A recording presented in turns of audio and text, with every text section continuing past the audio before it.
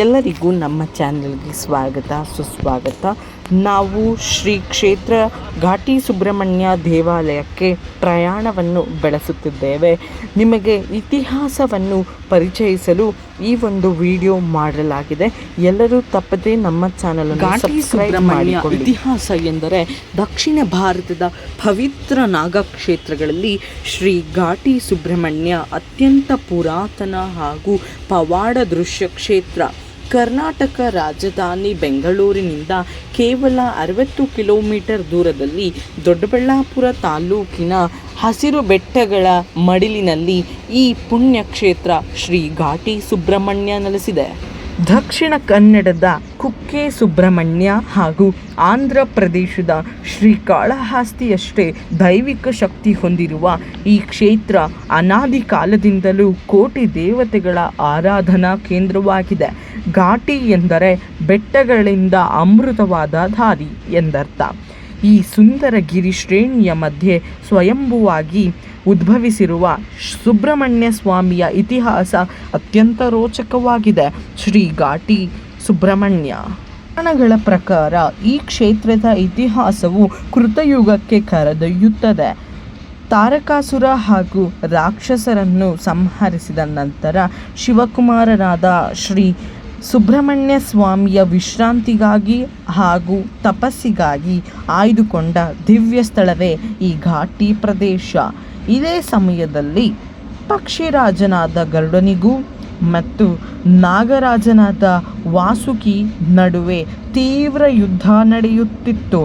ಗರುಡನ ಭೀಕರ ಆಕ್ರಮಣದಿಂದ ಈ ದಟ್ಟವಾದ ಅರಣ್ಯದಲ್ಲಿನ ಸುಬ್ರಹ್ಮಣ್ಯ ಸ್ವಾಮಿಯ ಮೊರೆ ಹೋಗುತ್ತಾನೆ. ವಾಸುಕಿ ಭಕ್ತಿಗೆ ಮೆಚ್ಚಿದ ಸುಬ್ರಹ್ಮಣ್ಯ ಸ್ವಾಮಿಯು ವಾಸುಕಿಗೆ ತನ್ನ ದೇಹದಲ್ಲೇ ಅಭಯ ನೀಡಿ ಗರುಡನಿಂದ ರಕ್ಷಣೆ ಮಾಡುತ್ತಾನೆ. ನಂತರ ವಾಸುಕಿ ಮತ್ತು ಸುಬ್ರಹ್ಮಣ್ಯ ಸ್ವಾಮಿ ಇಬ್ಬರು ಅಲ್ಲೇ ಒಂದಾಗಿ ಐಕ್ಯರಾದರೆಂಬುದು ಕ್ಷೇತ್ರದ ಪೌರಾಣಿಕ ಹಿನ್ನೆಲೆಯಾಗಿದೆ. ಇದೇ ರೀತಿ ಮುಂದೆ ಇತಿಹಾಸ ನೋಡಿದರೆ ಘಾಟಿ ಸುಬ್ರಹ್ಮಣ್ಯ ಕ್ಷೇತ್ರದ ಅತ್ಯಂತ ದೊಡ್ಡ ಪವಾಡ ಮತ್ತು ವೈಶಿಷ್ಟ್ಯ ಎಂದರೆ ಅಲ್ಲಿರುವ ದಿವ್ಯ ಮೂರ್ತಿಗಳು. ಪ್ರಪಂಚದ ಬೇರೆಲ್ಲೂ ಕಾಣದಂತಹ ಏಕಶಿಲಾ ರಹಸ್ಯ ಶ್ರೀ ಘಾಟಿ ಸುಬ್ರಹ್ಮಣ್ಯ ಕ್ಷೇತ್ರದಲ್ಲಿ ನಾವು ಕಾಣಬಹುದಾಗಿದೆ. ಶ್ರೀ ಘಾಟಿ ಸುಬ್ರಹ್ಮಣ್ಯ ದೇವಾಲಯದ ಮೂರ್ತಿ ಅಂದರೆ ಶಿಲೆಗಳು. ಅಲ್ಲಿ ಒಂದೇ ಶಿಲೆಯಲ್ಲಿ 2 ದೇವತೆಗಳ ಮೂರ್ತಿ ಉದ್ಭವಿಸಿದೆ.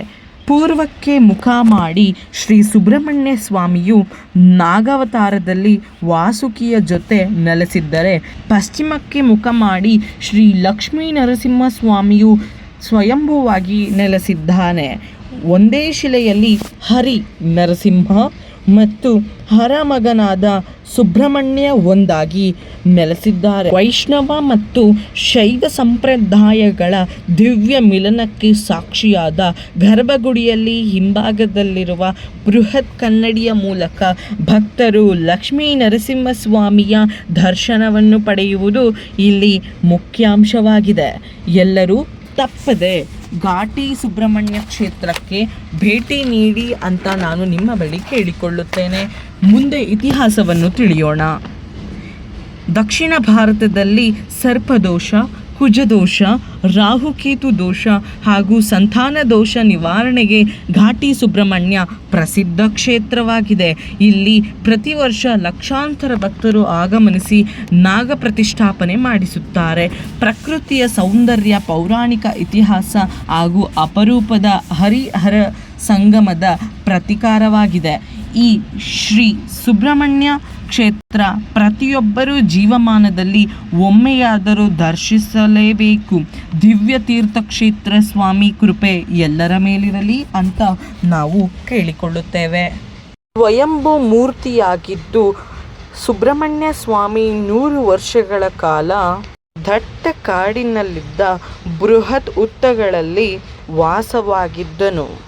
ಈ ಪ್ರದೇಶವನ್ನು ಆಳುತ್ತಿದ್ದ ಗೋರೆಪಡೆ ಸಂಸ್ಥಾನದ ರಾಜರಿಗೆ ಒಮ್ಮೆ ಸುಬ್ರಹ್ಮಣ್ಯ ಸ್ವಾಮಿ ಕನಸಿನಲ್ಲಿ ಕಾಣಿಸಿಕೊಂಡು, ನಾನು ಈ ಹುತ್ತದಲ್ಲಿ ಇದ್ದೇನೆ, ನನ್ನನ್ನು ಹೊರಗೆ ತೆಗೆದು ಪೂಜಿಸಿ ಎಂದು ಆದೇಶಿಸಿತು. ರಾಜರು ಕನಸಿನಲ್ಲಿ ಕಂಡ ಸ್ಥಳಕ್ಕೆ ಬಂದು ಬೆಟ್ಟವನ್ನು ಪರಿಶೀಲಿಸಿದಾಗ ಅಲ್ಲಿ ದಿವ್ಯವಾದ ಸ್ವಯಂಭೂ ಮೂರ್ತಿ ಪತ್ತೆಯಾಗಿತ್ತು. ಅತ್ಯಂತ ವಿಜೃಂಭಣೆಯಿಂದ ಕೂಡಿರುತ್ತದೆ. ಷಷ್ಠಿಯ ಸಮಯದಲ್ಲಿ ಲಕ್ಷಾಂತರ ಭಕ್ತರು ಶ್ರೀ ಸ್ವಾಮಿಯನ್ನು ದರ್ಶನ ಪಡೆಯುತ್ತಾರೆ. ಉತ್ಸವ ಸಮಯದಲ್ಲಿ ಶ್ರೀ ಘಾಟಿಯಲ್ಲಿ ನಡೆಯುವ ದನಗಳ ಜಾತ್ರೆ ಇಡೀ ದಕ್ಷಿಣ ಭಾರತದಲ್ಲೇ ಅತ್ಯಂತ ಪ್ರಸಿದ್ಧವಾಗಿದೆ. ರೈತರು ತಮ್ಮ ತಮ್ಮ ಹಳ್ಳಿಯ ಎತ್ತುಗಳನ್ನು ಮತ್ತು ದನಗಳನ್ನು ಕರೆದುಕೊಂಡು ಪ್ರದರ್ಶನ ಹಾಗೂ ಮಾರಾಟ ಮಾಡುತ್ತಾರೆ. ಪ್ರಕೃತಿ ಮತ್ತು ಸಂಸ್ಕೃತಿ ಪೂರ್ವ ಮಿಲನ ನಾವು ಈ ಜಾತ್ರೆಯಲ್ಲಿ ಕಾಣಬಹುದು.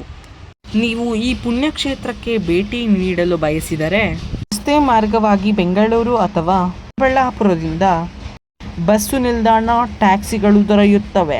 ಮಾಕಳಿ ದುರ್ಗ ಅಥವಾ ದೊಡ್ಡಬಳ್ಳಾಪುರ ರೈಲ್ವೆ ನಿಲ್ದಾಣಗಳು ನಿಮಗೆ ದೊರೆಯುತ್ತದೆ.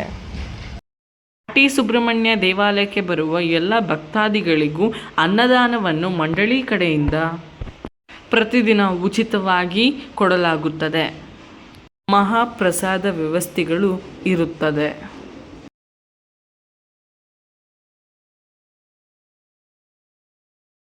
ಓಂ ಶ್ರೀ ಶರವಣ ಭೈರವ ನಮಃ. ಓಂ ನಮೋ ನಾರಾಯಣಾಯ. ಇದುವರೆಗೂ ನೀವು ನೋಡಿದ್ದು ಶ್ರೀ ಘಾಟಿ ಸುಬ್ರಹ್ಮಣ್ಯ ಯಾತ್ರೆಯ ಇತಿಹಾಸವನ್ನು ತಿಳಿದುಕೊಂಡಿದ್ದೀರಿ.